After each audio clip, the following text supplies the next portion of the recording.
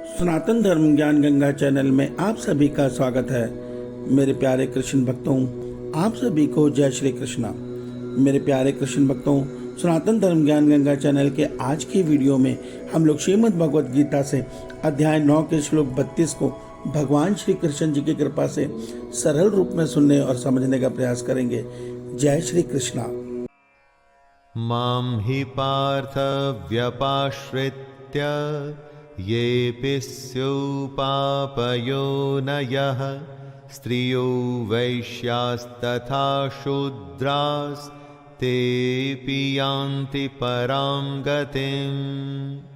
मेरे प्यारे कृष्ण भक्तों, श्रीमद् भगवद गीता के अध्याय 9 के श्लोक 32 में भगवान श्री कृष्ण जी अर्जुन के माध्यम से हम सब मनुष्यों को यह सत्य बता रहे हैं कि हे अर्जुन, स्त्री, वैश्य, शूद्र तथा पाप योनियों में चंडाल आदि जो कोई भी हो, वह सब मेरी शरण लेकर परम गति को प्राप्त हो जाते हैं। मेरे प्यारे कृष्ण भक्तों, आइए आज के इस श्लोक को, अध्याय 9 के श्लोक 32 को हम भगवान श्री कृष्ण जी की कृपा से सरल रूप में सुनने और समझने का प्रयास करते हैं। जय श्री कृष्णा। मेरे प्यारे कृष्ण भक्तों, श्रीमद् भगवद गीता के अध्याय 9 के श्लोक 30 में भगवान श्री कृष्ण जी अर्जुन के माध्यम से हम सब मनुष्य को यह सत्य बता रहे हैं कि हे अर्जुन, कोई अतिशय दुराचारी भी अन्य भाव से मेरा भक्त होकर मुझको भजता है, वह साधु ही मानने योग्य है।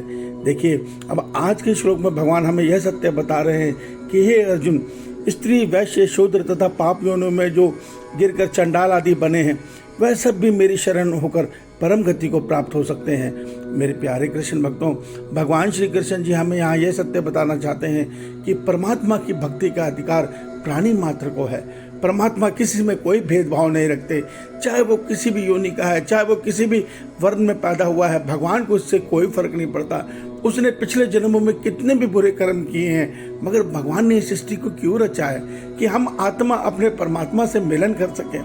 और जिस भी जन्म में हमें ये सुबुद्धि आ जाती है कि हमें ये शरीर परमात्मा को पाने के लिए मिला है और हम इस भावना से परमात्मा की शरण हो जाते हैं, तो भगवान ये नहीं देखते ये किस वर्ण में है, कि ये चंडाल है या पापी है या शूद्र है या वैश्य है। भगवान को इससे कोई मतलब नहीं है। भगवान के लिए इस सृष्टि की जितनी भी आत्माएं हैं, सब उनका अंश हैं। हम सब उनके पुत्र हैं। भगवान सबको समभाव से देखते हैं, तो जो उनकी शरण ले लेता है, मगर भगवान एक सत्य तो जरूर देखते हैं, क्योंकि इस ब्रह्मांड में हर मनुष्य के, हर प्राणी के हृदय में केवल अंतर्यामी परमात्मा ही विराजमान है। अर्थात परमात्मा स्वयं अंतर्यामी बन के बैठे हैं। वो हमारे भाव को, हम किस भाव से उनकी शरण में आए हैं, कहीं हम परमात्मा से संसार के सुख पाने की लालसा में तो नहीं आए हैं, कहीं हम संसार के दुखों से विचलित होकर उन दुखों को तो परमात्मा से दूर नहीं करवाना चाहते।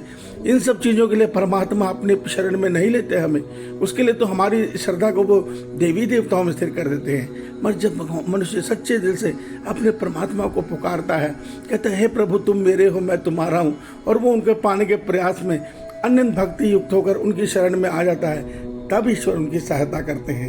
ईश्वर की सहायता क्या होती है? ईश्वर की सहायता यह होती है कि ऐसे भक्त को, अन्य भक्त को परमात्मा बिना कर्मयोग या बिना ज्ञान योग की सहायता के उसको पाप मुक्त, अर्थात परमात्मा की माया के तीनों बंधनों की बंधन से मुक्त कर देते हैं और आसानी से उसका मोक्ष को निर्धारित कर देते हैं। मेरे प्यारे कृष्ण भक्तों, ये सारा संसार परमात्मा की कठपुतली मात्र है, उनकी इच्छा मात्र से चल रहा है। आप एक सत्य को समझिए। हम समझते हैं कि हम ये सब कर रहे हैं, मगर एक सत्य को समझ लीजिए कि इस संसार का एक पत्ता भी अगर हिल रहा है तो उसमें परमात्मा का कर्म विधान शामिल है। अर्थात परमात्मा के बनाए कर्म विधान के इच्छा से जो परमात्मा ने विधान को अटल कर रखा है, प्रकृति एक पत्ते को भी इधर से उधर नहीं कर सकती। वो वही करती है जो परमात्मा ने विधि का विधान तय कर रखा है। अर्थात जिसने जिस प्रकार कर्म किए हुए हैं, प्रकृति उसको उसी हिसाब से कर्म फल देगी, उससे वैसे ही कर्म करवाएगी। जो अच्छे कर्म करने के प्रयास में है, उसको प्रकृति सात्विक गुण देकर ऊपर भी उठाती है, और जो बुरे कर्म करते हैं, जो नीच भावना से कर्म करते हैं, दो दूसरों को दुख देने के लिए कर्म करते हैं, प्रकृति ही उनको तामस गुण देकर पशु कीट योनि में गिराती है। ये सारे कार्य परमात्मा की इच्छा से हो रहा है। आप ये मत समझिए कि हम करता है, हम करता नहीं है।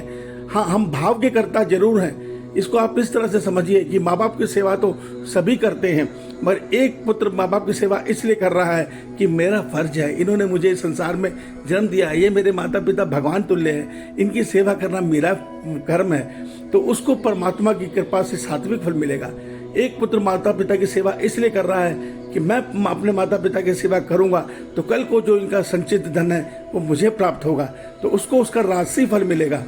और एक पुत्र माता पिता की सेवा में ये त्रुटि कर रहा है, उनको जहर दे रहा है या उनको धीरे धीरे प्रताड़ना कर रहा है कि ये बूढ़े जल्दी मरे तो मैं सब कुछ इनसे छीन लूं, तो परमात्मा ऐसे मनुष्य को उसकी प्रकृति तमस गुण देगी।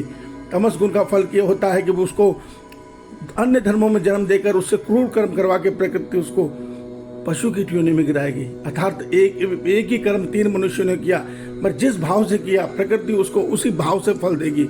इस सत्य को समझिए। इसी प्रकार हर कर्म है, चाहे हम दान करें, चाहे हम पुण्य करें, चाहे हम भक्ति करें, चाहे हम संसार का कोई भी कर्म करें, हमारे ये 3 ही फल, हमारे 3 भाव से 3 कर्म फल निर्धारित होते हैं। हम व्यापार बेईमानी से करेंगे तो हमें रजस गुण मिलेगा।